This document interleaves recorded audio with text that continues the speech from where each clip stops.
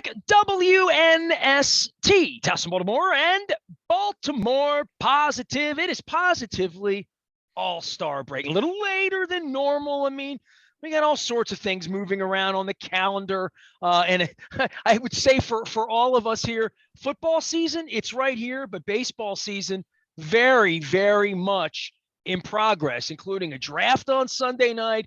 We're sending an All-Star West this week, and then there will be Yankee games in the future. Luke Jones joins us now. We are going to get back to the Maryland Crab Cake Tour. We're doing it. We're doing 31 crab cakes in 31 days.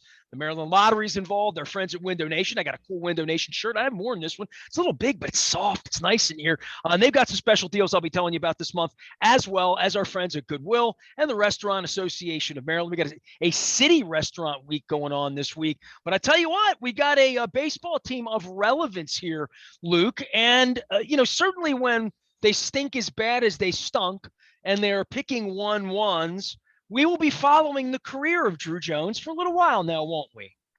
Yeah, no. Well, seeing if Drew Jones ends up being a better pick than Jackson Holliday, sure. But I think there's just a lot of excitement with the intersection of what's happening at the major league level for the Orioles right now, going into the All-Star break at 500. Yes, disappointing weekend series at the Trop, unable to get a series win, but nice comeback victory on Saturday which would have staved off the sweep, when you kind of look at it that way. But you have that in conjunction with Gunnar Henderson playing in the Futures game on Saturday night in LA, who is rapidly ascending the top 100 prospects list around baseball. I mean, I believe Baseball Prospectus line has him as a top 5, top 6 guy at this point. So he's almost taken that place of Adley Rutschman as the prospect list go. Of course, Henderson being a shortstop or third baseman. So he plays in the Futures game on Saturday, and then Sunday night, the Orioles, as you mentioned, have the first overall pick, and they take Jackson Holliday, and there'll be plenty of comparisons made with Drew Jones. And I saw some people that were complaining about it, which I just think is hilarious, because more so than the NFL draft, more so than the NBA draft or the NHL draft, I mean, you want to talk about a crapshoot. It's the baseball draft. So when you select someone who has the kind of bloodline that Jackson Holliday has, with Matt Holliday being a former 7-time All-Star, his uncle being the coach at Oklahoma State, his grandfather was the former head baseball coach at Oklahoma State.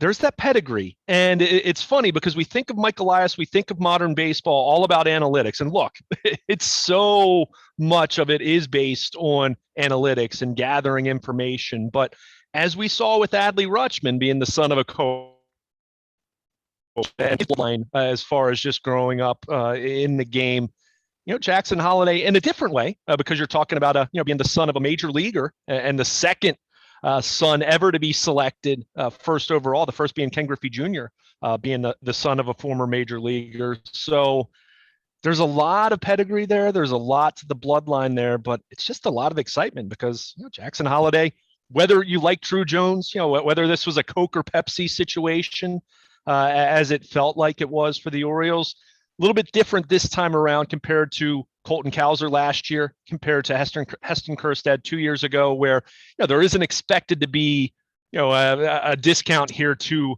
reallot the bonus, the slot bonus money. So this is a case where the Orioles fell in love with Jackson Holliday with the huge season he had as a senior this year in Oklahoma, and instead of him going off to college, he's 1-1. And the Orioles, as we're talking about them getting better at the major league level, this is one of those guys that you hope is about sustaining being good at the major league level 3, 4, 5 years down the road. So we've reached that point of the rebuild where we're seeing the fruits of what they've done with Rutschman. We're going to see Grayson Rodriguez and DL Hall. We're going to see Gunnar Henderson and Jordan Westberg and Kyle Stowers. So these guys that were selected on Sunday night, led by Jackson Holliday first overall, the next wave, or maybe 2 waves from now, I guess I should say, as far as if the Orioles are going to make this work and they're going to be a playoff caliber team and they're going to be competing for pennants in the coming years,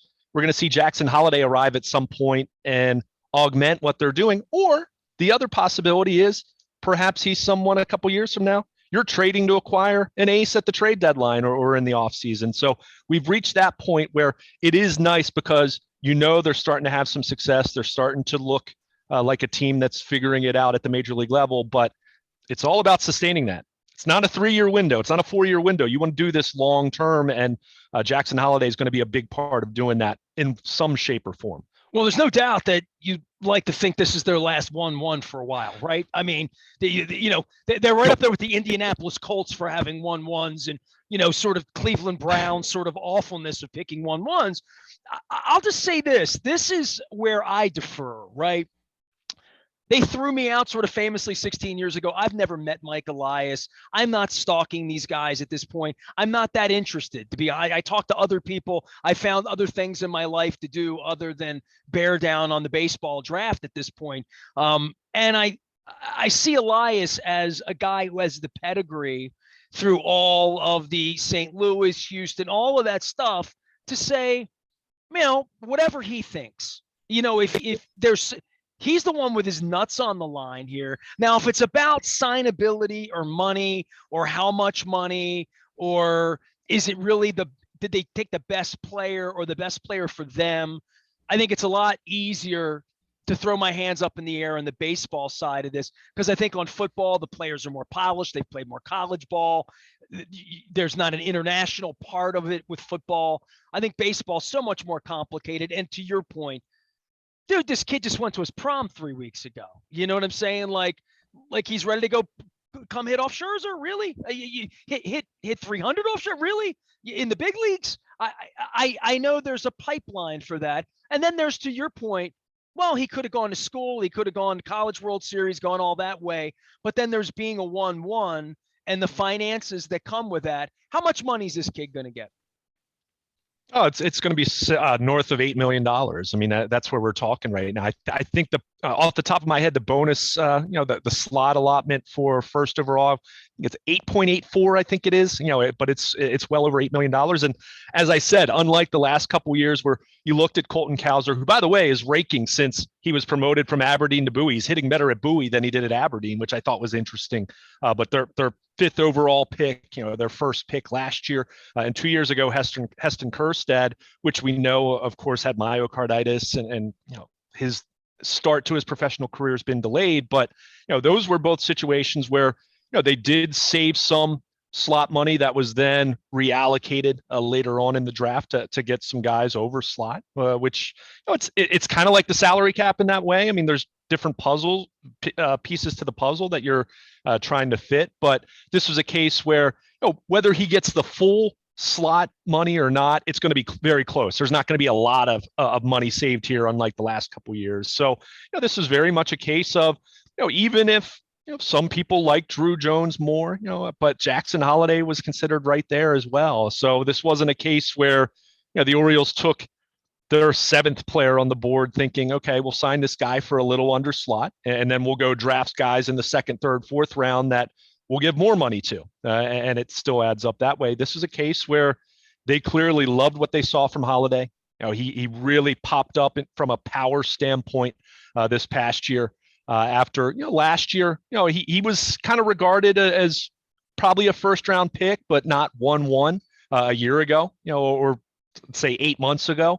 But he just showed a really big-time ascending power. And when you see that from an 18-year-old who's left-handed hitting, who's a shortstop and projects to stay at shortstop, that's exciting. That's the kind of guy that you look to and say, okay, that's a 1-1. Unlike E.J. some other Surhoffish. Yeah, well, I mean, and it really, this is where we get into some of those principles that we talk a lot about with football, best player available. And we talked about that with the Ravens taking Kyle Hamilton. I mean, they drafted Marcus Williams. They already had Chuck Clark. They drafted Brandon Stevens a year ago. I mean, safety was by no means their biggest position of need when they went into the draft. But you look at Kyle Hamilton, who's available at 14th, when you have him on your board as a top 5 talent, it changes things. What that means as far as what I'm saying with baseball is, yeah, they have Gunnar Henderson and they have Jordan Westberg and they have some infield prospects already in their system, but you draft up the middle, because when you're talking catcher to a lesser extent, but I include catcher in that conversation, but specifically shortstop and center field, If they can play shortstop, if they can play center field, they can move off those positions, right? They can move to a corner, infield or outfield spot. So it's all about having more versatility, more flexibility. And again, people will say, well, Gunnar Henderson's one of the top prospects in baseball, and people think he can stick it short, although there's also an opinion that he'll wind up at third base eventually, kind of like Manny Machado in that way. But that's a good problem to have. If you have a stud shortstop at the major league level and then a stud prospect who plays that same position, you can either move one guy or you can trade one guy. I mean, that's what you want.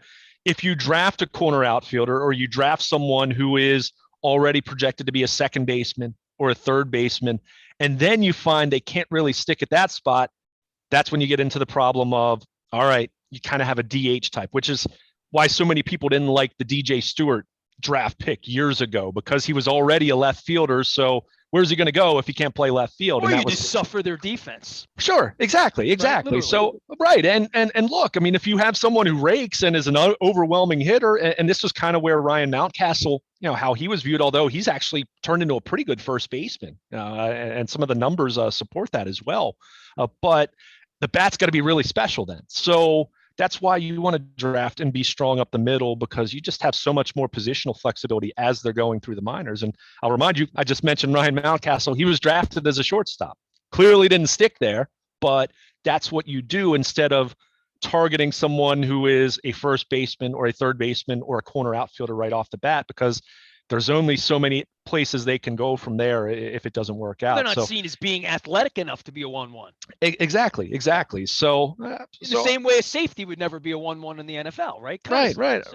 Similar principle. And it's wild watching this, right? Like now they're doing it like the NFL. They used to do it in a closet, via Morse code and pigeon. Recently, they were doing it that way, right? So, I mean, there's some movement. For Luke Jones is here. We're talking about the draft and the Orioles. It's the All-Star break, and trying to get a little clarity on all of this. But listen, I don't have any beef with it. I would just say that whatever their internal timeline is, and again, all of this is like state secrets, like Putin runs the place, right? Like there's no real openness with how the organization is run or how any of these organizations are run. But you take an 18-year-old kid, if you're Mike Elias, it feels to me like Eric DeCosta, you feel like you have your job for a while, because if you're antsy or itchy, you want to get somebody that's going to get to the big leagues quicker and help you right away, especially when they start winning like this. Don Moeller thinks that they can make the playoffs this year and that next year they're going to clear your plans in October. Like, people are getting that way over a winning streak, okay?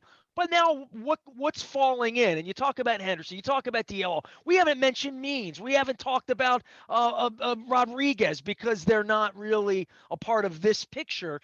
But take a college player that may be on the team this time a year and a half, year, wherever. Maybe that helps you more. But organizationally, I don't think they're there. I think this is very like Elias is running this thing long game like he has. We've talked about Trey Mancini and our feelings and whether they're going to do something with Santander and trading deadline and all that. Elias is pretty, cold-blooded about all of this as I see it.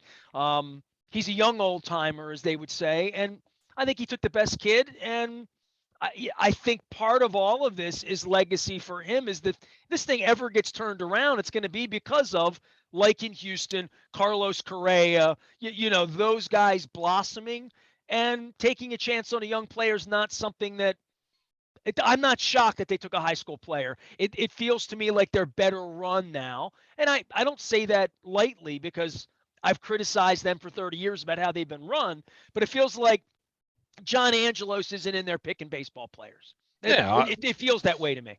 Yeah, I mean, I don't think there's any way that John Angelos is picking baseball players, because I think there's very much a methodology to what they're doing, and we saw that with Peter always picked the players, because he would say to Flanagan, "We're not taking any Boros." So once you get involved in that way, the owner's involved in picking the players. I mean, you know what I mean? Like, I feel like Elias is doing what he needs to do, and that's clear, and there's success here, and that shouldn't shock anybody if you bring in somebody that knows what they're doing. Like, I feel like he knows what he's doing. So I can't Drew Jones it. I mean, I'm just throwing that out as a firecracker. He had his chance if he wanted to stake his claim to him, much like Ozzie every year. You put your name on the player. This is when you show your cards and you see what Mike Elias is made of. This is where he'll be judged. Well, no question about it. And I mean, and there are always decisions to make. I mean, Mike Elias equated it, when he was on his conference call on Sunday night to, you're making choices at a 5-star restaurant. There's going to be at least a few things on the menu where you say, wow, this is probably what I'm going for, but that sounds really good too, and that sounds really good too. And that's where the Orioles were. I mean, they said they had about 5 players that were in contention for the pick, but I think, when you really look at it seriously, I think it was Holliday, I think it was Drew Jones, and probably Termarr Johnson, who ended up going fourth to the Pirates. Really good hit tool, but he was a guy that projects a little more to be a second baseman rather than a shortstop. So he could end up being the best player in this draft. You never really know, because everybody's afraid of the pitchers, aren't they? Well, this year, I think the pandemic has really complicated things the last couple of years from a development standpoint, from a volatility standpoint. I mean, one of the best pitchers taken in the first round, is coming off Tommy John surgery. I mean, we're seeing that with the Orioles with some of the injuries they've had in their system, let alone talking about college pitchers and high school pitchers. So I think it's just been nerds and Sig Mejdal at the blackjack table. Risk management is, let's not bet a 1 on a guy's arm. That's all, right? Maybe. Well, sure. Well, I think that's evident, because I was getting ready to make the point a couple moments ago. But yes, the Orioles took a high school shortstop with 1-1, which went away from their trend of college hitters, but they went right back to the college hitter well with their next 3 picks on Sunday night, where they take Dylan Beavers from Cal, who's an outfielder, big time bat that kind of reminds some people of some Christian Yelich likability, which would certainly be nice when you're talking about the 33rd overall pick. Max Wagner, who's an infielder from Clemson, 42nd overall, who just had incredible pop-up power as the year went on in the ACC. And then they ended up taking a guy they really wanted last year, outfielder Judd Fabian from Florida. So 3 college bats, which is what we've seen them do over their first 3 drafts. That carries into the 4th draft, albeit with the exception being 1-1, which is a pretty big deal. But there are no guarantees. And what I wanted to point out, 2 years ago, Spencer Torkelson was the first overall pick. Tigers just sent him to the minor leagues. The Phillies over the weekend sent 2 former first overall picks, Mickey Moniak and Mark Appel, back to the minor leagues.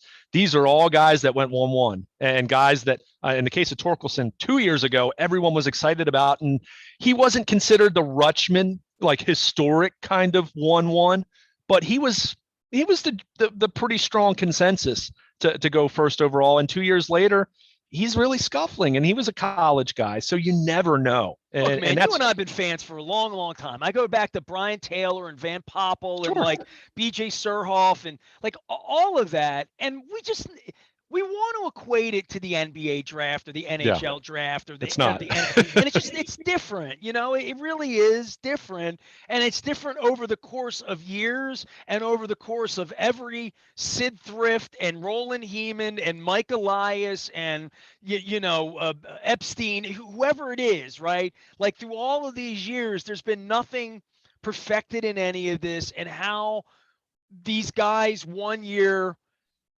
are no good, and the next year they're Brady Anderson and they're hitting 51 home runs, or they're late blossomers or late bloomers. Or I remember when Robin Yount came up, I remember my dad wanting me to go see Robin Yount in 1975, this phenom 18-year-old kid that could do this, and David Clyde was a 17-year-old kid who couldn't do it. And and the David Clyde story has stayed with me forever, not just because Seasons in Hell is one of the greatest books ever written. People should go read that, but I go back all these years. I see Nevin, right? We see Ben McDonald broadcasting every night. By the way, he's a 1-1 broadcaster, right? He's becoming that, right? Like literally. And by the way, Mike Bordick sends his regards. I saw him at the Babe Ruth Museum on Saturday during the Louis Aparicio card collection. I'll tell you what, this sounds like a good time to take a break. Luke and I are talking baseball. We're going to get some football in here. It's All-Star Game week. We've talked a lot about Lamar Jackson and showing up next week, and I don't know. It feels like on Twitter, it sounds like he's going to show up. Sounds like he's a little defiant and wants to go win. So that would happen next week. Luke is around. I'm around. It's all brought to you by the Maryland Lottery. We're going to be taking the Maryland Crab Cake Tour back out on the road beginning August 1st, putting all the plans together for a month-long journey and expedition to see the state again, but see some breweries, have some crab cakes, meet some new people, get out after the plague, and have some fun. It's all brought to you by our friends at Window Nation. I'm wearing my certified master installer shirt. I am not a certified master installer. Probably shouldn't wear this shirt. People will be asking me for. All I know is the windows are coming, and I'm happy about it. It's a big thanks to Window Nation. Our friends at Goodwill Industries as well. We're going to get Lisa and John on sometime soon here to talk about what's going on with their XL Center, as well as our friends at the Restaurant Association of Maryland. Remind you to get out and eat. There's a restaurant week going on in the city right now. There's going to be a restaurant week all over the state in September, which I'm going to be promoting throughout August. We're also going to be talking some baseball around here and the All-Star Game. This is one that I'm a little jelly. I like me some Dodger Stadium, and I remember many, many moons ago when I got my first VCR taping the All-Star Game at Dodger Stadium back. It was at 80 or 81. I think it was 80. Yeah, I think it was. I have to go back and look that one up. Yeah, 81 was the strike year in Cleveland. I remember that one too. Luke and I are going to talk some baseball and some All-Star Game memories, as well as keeping up with the Birds, who are better than we thought they were. We are WNST, AM 1570, Towson, Baltimore. We never stop talking Baltimore Orioles baseball and Orioles magic and Baltimore positive. Stay with us.